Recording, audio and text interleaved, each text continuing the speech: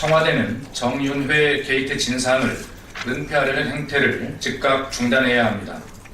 청와대가 조응천 전 비서관이 포함된 7인회가 정윤회 문건 작성과 유출을 주도했다는 감찰 자료를 검찰에 넘기는 등 수사 가이드라인을 또다시 제시해 논란을 빚고 있습니다. 청와대는 지난 1일 자체 감찰 조사에서 오 행정관이 서명만 하지 않았을 뿐 조 전 비서관의 주도로 정윤회 문건을 작성하고 유출을 했다는 사실을 인정했다고 밝혔습니다. 하지만 조응천 전 비서관은 청와대가 7인회를 만들어 자신을 엿거리 한다며 참 나쁜 분들이라고 강력하게 반발하고 있습니다. 7인회 중 한 명으로 지목된 오모 행정관도 문건 작성과 유출은 조 전 비서관이 주도했다는 내용의 진술서에 확인 서명을 강요했지만 끝까지 거부했다고 청와대 입장을 정면 반박했습니다. 결국 청와대가 자신들의 입맛에 따라 조사를 하고 수사 가이드라인을 제시하면서 사건을 서둘러 덮어버리려는 의도가 있는 것은 아닌지 의심하지 않을 수 없습니다. 대통령은 사건이 일어나자마자 문건은 루머고 유출은 국기문란이라며 단정하더니 청와대는 검찰 수사가 끝나기도 전에 범인을 직접 지목하여 검찰에 넘기겠다는 것입니까? 청와대는 무엇이 두려워서 감찰 내용을 조작해가며 검찰 수사 결과를 특정한 방향으로 유도하려고 하는 것입니까? 청와대는 역사상 유례없는 비선 실세 국정농단 사건을 은폐 조작하려는 시도를 중단하고 검찰 수사가 공정하게 진행될 수 있도록 어떠한 방해와 압력도 행사하지 말 것을 요구합니다. 비선 실세가 코바코 인사에 개입했다는 의혹에 청와대는 답해야 합니다. 이원창 당시 코바코 사장이 사퇴하는 과정에 청와대로부터 직접적인 사퇴 압박을 받은 사실이 당사자의 육성을 통해서 확인되었습니다. 이 전 사장은 당시 이경재 방송통신위원장과 허태열 대통령 비서실장이 자신을 여러 차례 찾아와 사퇴를 종용했다고 언론에 밝혔습니다. 이 전 사장의 퇴임과 이후 사장 공모 과정에서 청와대 개입설이 끊이지 않았지만 이를 부인해온 청와대의 뻔뻔한 행태가 참으로 개탄스럽습니다. 청와대의 사퇴 압박이나 거짓말도 짚고 넘어가야 하지만 비선 실세가 인사에 개입했다는 새로운 증언이 나왔다는 점이 중요합니다. 방송통신위원장이나 대통령 비서실장조차 그 뜻을 따라야 하는 비선 실세가 존재한다면 이는 반드시 밝혀내야 합니다. 이원창 전 사장은 사퇴 압박의 배경이 대통령이냐고 물었으나 이경재 전 위원장이나 허태열 전 비서실장은 대통령이 아니라고 답했다고 말했습니다. 대통령 비서실장은 대통령의 지시에 따라 움직이는 사람입니다. 그런 대통령 비서실장이 대통령이 아닌 누구의 말에 따라 움직였다는 말입니까? 김기춘 비서실장 경질서를 배후에서 유포한 비선 실세가 있다는 의혹으로 대한민국이 들썩이고 있습니다. 그런데 허태열 비서실장은 비선 실세의 뜻에 따라 기관장 사퇴 압력을 위해 돌아다녔다면 이는 더욱 기가 막힐 노릇입니다. 청와대는 허태열 비서실장 등이 누구의 지시로 이 전 사장을 찾아다니며 사퇴를 종용했는지 분명하게 답변해야 합니다.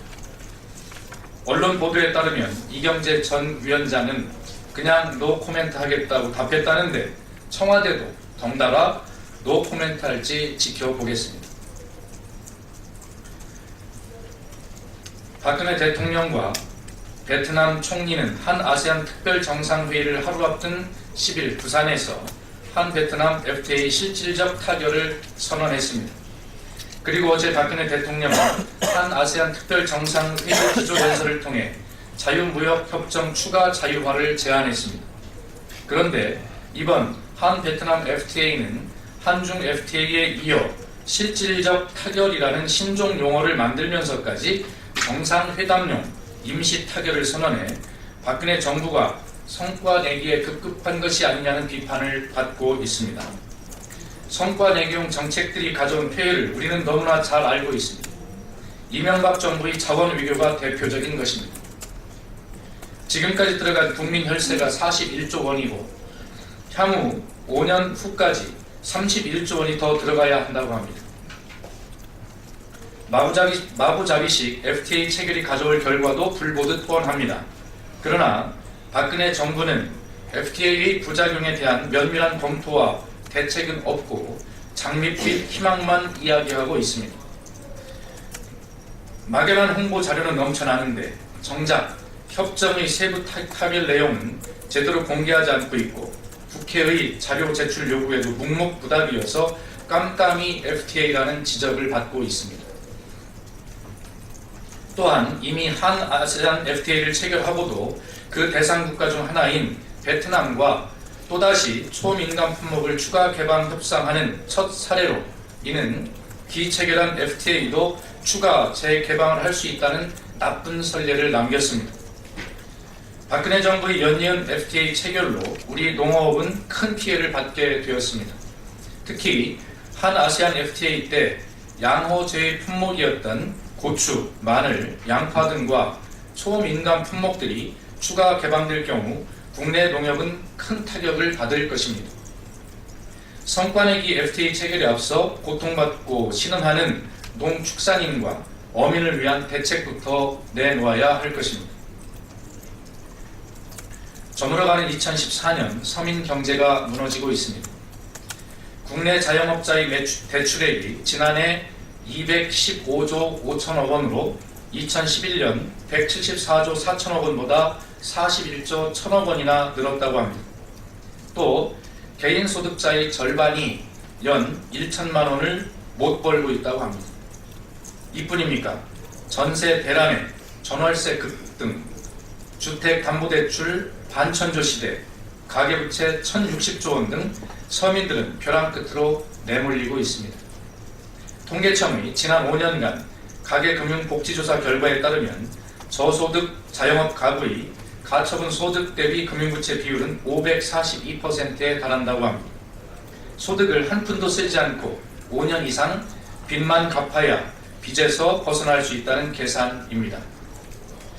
대한민국의 서민들은 사실상 자력으로 빚의 굴레에서 벗어날 수 없는 부채의 노예가 된 것이나 다름이 없습니다. 최근 경제협력개발기구 OECD의 연구 보고서를 보면 소득 불평등이 오히려 경제 성장을 방해한다면서 낙수 효과의 환상에서 벗어나 양극화를 해소해야 경제가 성장할 수 있다고 지적하고 있습니다. 최경환 노믹스라 일컬어지는 대기업 중심의 박근혜 정부 경제 성장 정책은 국민을 빚더미에 몰아넣는 빚더미 정책일 뿐입니다. 말로만 민생, 경제 활성화를 외칠 것이 아니라 박근혜 정부의 경제 정책에 대한 대수술이 필요합니다. 이상입니다.